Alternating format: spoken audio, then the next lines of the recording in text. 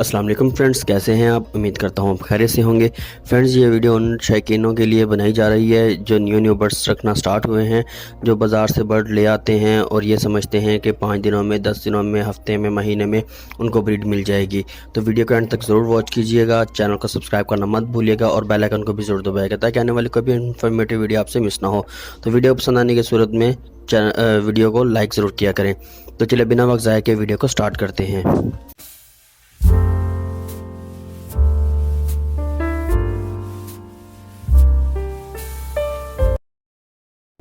तो friends, new fancier के हवाले से कुछ पॉइंट्स पे मैं बात करूंगा कि उनको बर्ड्स कैसे और कहां से परचेज़ करने चाहिए और उनके लिए क्या क्या करना चाहिए जिनसे उनको जल्द से जल्द अच्छी ब्रीड मिल जाए। क्योंकि अक्सर न्यू फैंसियर जो है वो यहीं पर आके मार खा जाते हैं कि बर्ड जो है वो ले आते हैं और इसी इंतज़ार में होते हैं कि बर्ड जो है वो उनको जल्दी ब्रीड करके देगा, यानी कि हफ्ता में, 10 दिन में, 15-20 दिन में या 1 महीने में।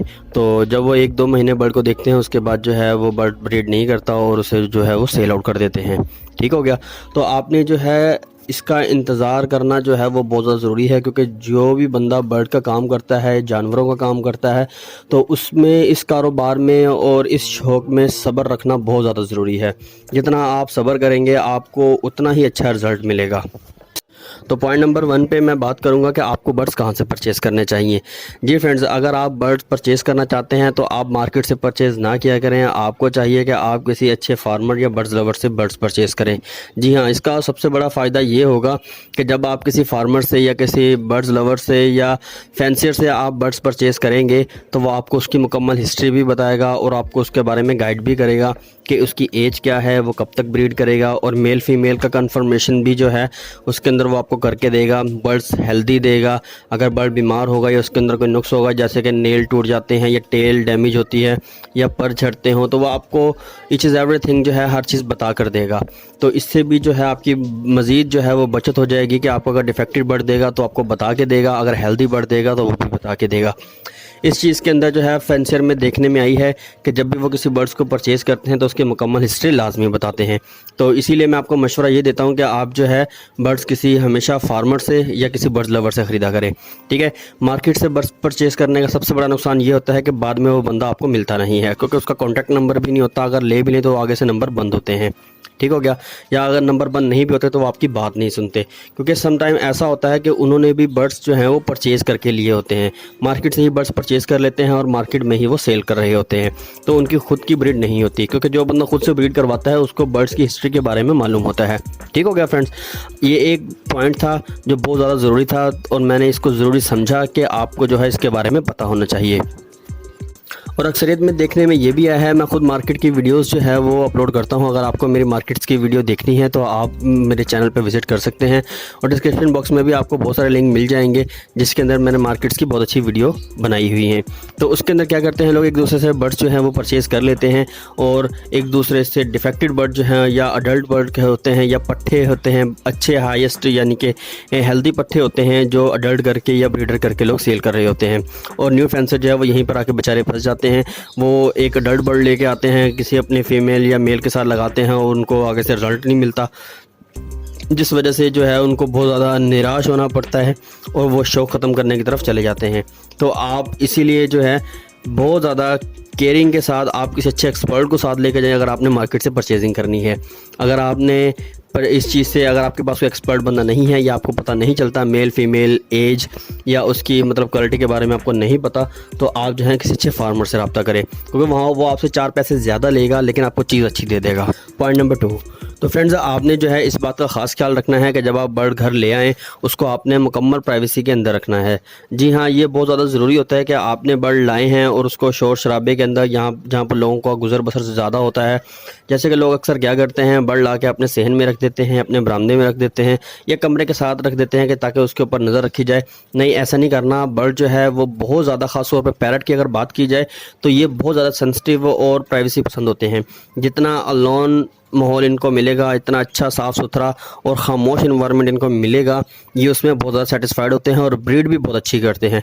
और तीसरी बात, इनको ऐसी जगह पे आपने रखना है जहाँ पर रोशनी जो है वो कम से कम 12 से 18 घंटे अवेलेबल हो।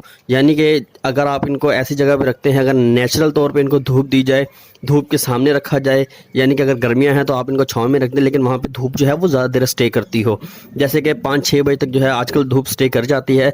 तो इस वजह से जो है वो बर्ड खुश रहता है। और रात के टाइम जब टाइम पे अंधेरा होता है तो बर्ड जो है वो नेचुरल फिनोमिना की तरफ चला जाता है। उसे पता होता है दिन रात जो है उसके टाइम के मुताबिक चल रहा होता है, और फिर ब्रीडिंग उसमें बहुत अच्छी करता है। अगर आप ये नहीं कर सकती, आपके पास कमरा है या कोई बैल्कनी है या कोई ऐसी जगह है जहाँ पर धूप नहीं आती, तो आप उसके लिए बल्ब का बंदोबस्त करें। फिर आप उसकी टाइमिंग एडजस्ट करें कि कितने बजे आपने बल्ब ऑन करना है और कितने बजे उसे ऑफ करना है।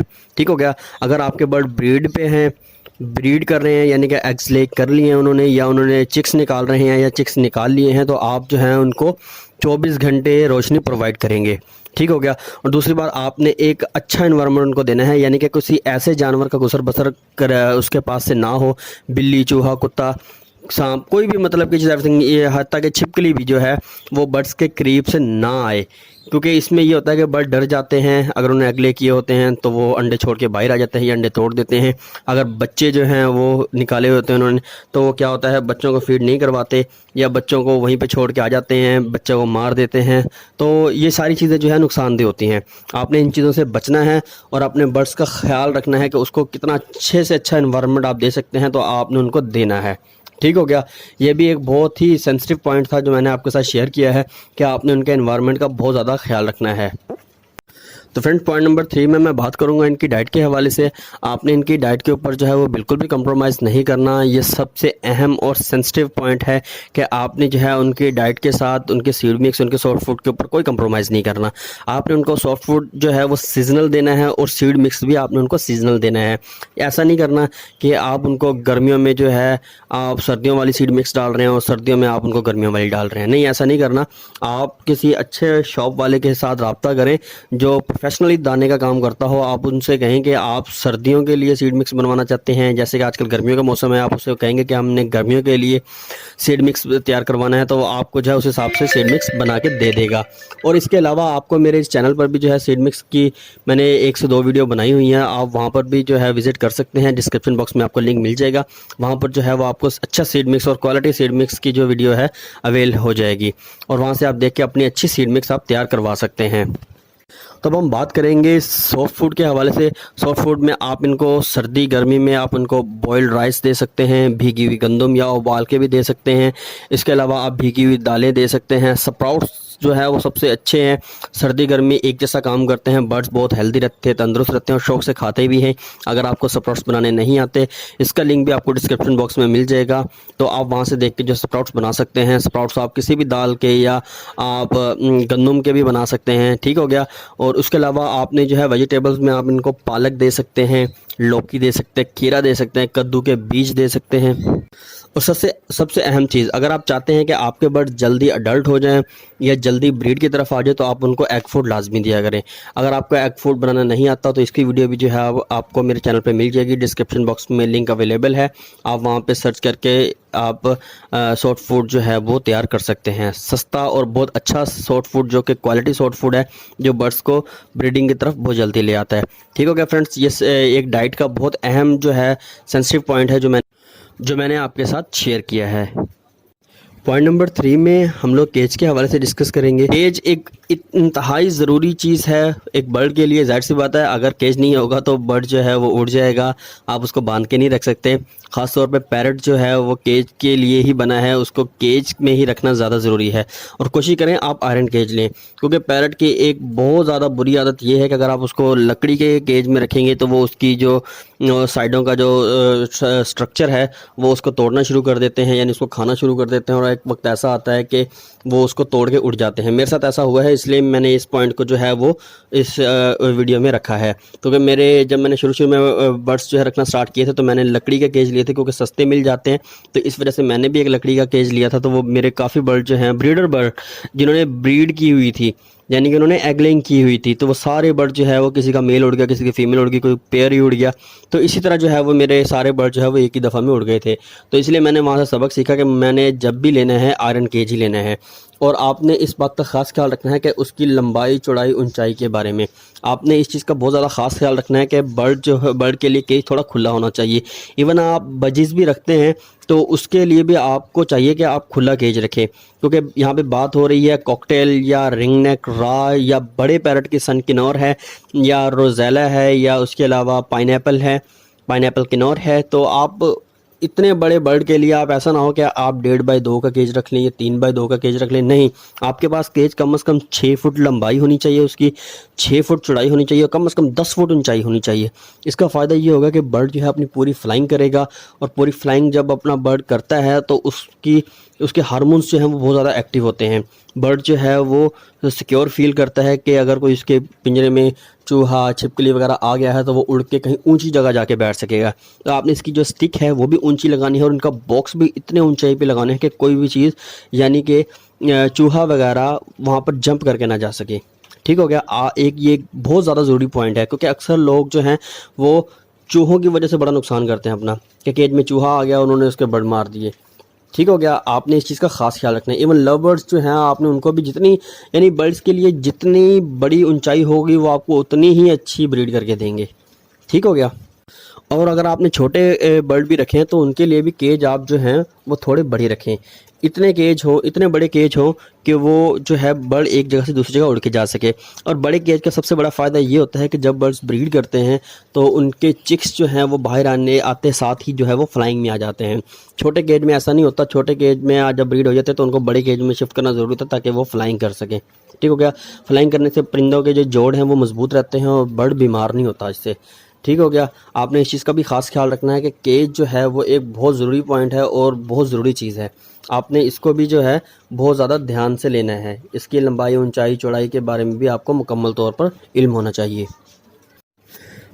ये मेरा लास्ट पॉइंट है फ्रेंड्स, आपने जो है इसको बहुत ज़्यादा ध्यान से सुनना है।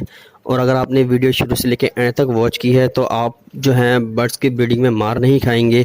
आपको ज़्यादा इंतज़ार नहीं करना पड़ेगा, आपका टाइम वेस्ट नहीं होगा, आपका बर्ड भी ज़ाया नहीं होगा। ठीक हो गया। तो अब हम लास्ट पॉइंट में बात करेंगे कि आपने बर्ड को बार बार डिस्टर्ब नहीं करना। जी हाँ, चूँकि न्यू फैंसियर्स के लिए ये वीडियो बनाई जा रही है तो इसलिए जो है मैं आपको ये बताना ज़रूरी समझता हूँ कि आपके बर्ड जो हैं वो डिस्टर्ब कब होते हैं और कब नहीं होते। जैसे कि मैंने पॉइंट नंबर 2 में आपके साथ डिस्कस किया है कि बर्ड जो हैं वो अलोन रहना ज़्यादा पसंद करते हैं, प्राइवेसी इनको होनी चाहिए। तो इसी तरह जब बर्ड ब्रीड के नज़दीक आते हैं या एक दूसरे को फीडिंग करवा रहे होते हैं तो लोग क्या करते हैं कि घंटों इनके सामने बैठे रहते हैं। बर्ड्स के पास बैठना बहुत अच्छी बात है कि आप उसके सामने 1 घंटा 2 घंटा जो है वो बर्ड्स के साथ गुजारें, ताकि बर्ड्स को आपकी आदत हो सके, बर्ड्स आपसे मानूस हो सके। ठीक हो गया।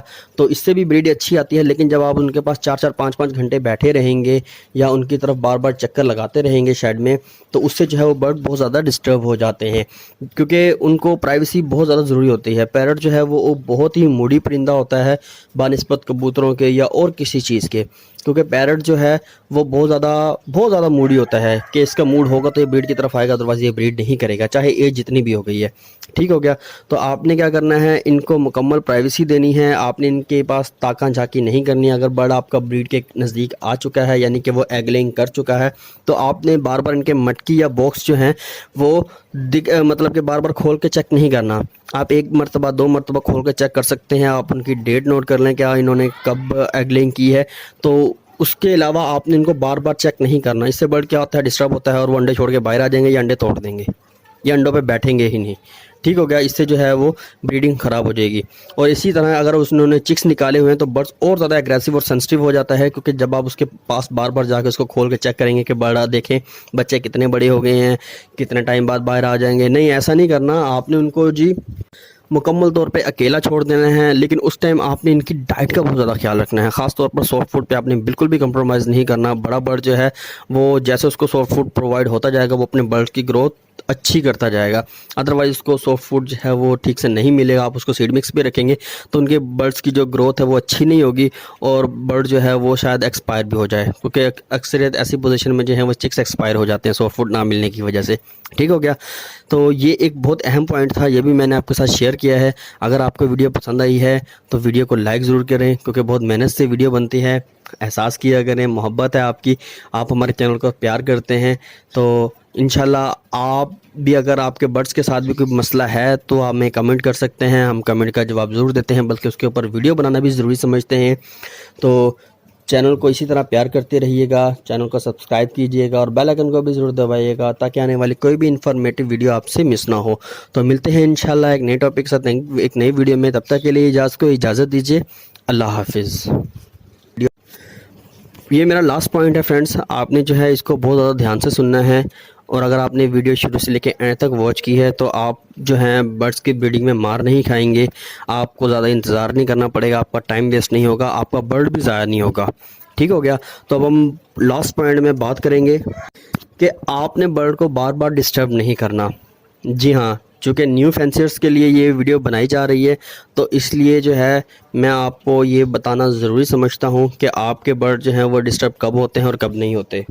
जैसे कि मैंने पॉइंट नंबर 2 में आपके साथ डिस्कस किया है कि बर्ड जो हैं वो अलोन रहना ज़्यादा पसंद करते हैं, प्राइवेसी इनको होनी चाहिए। तो इसी तरह जब बर्ड ब्रीड के नज़दीक आते हैं या एक दूसरे को फीडिंग करवा रहे होते हैं तो लोग क्या करते हैं कि घंटों इनके सामने बैठे रहते हैं।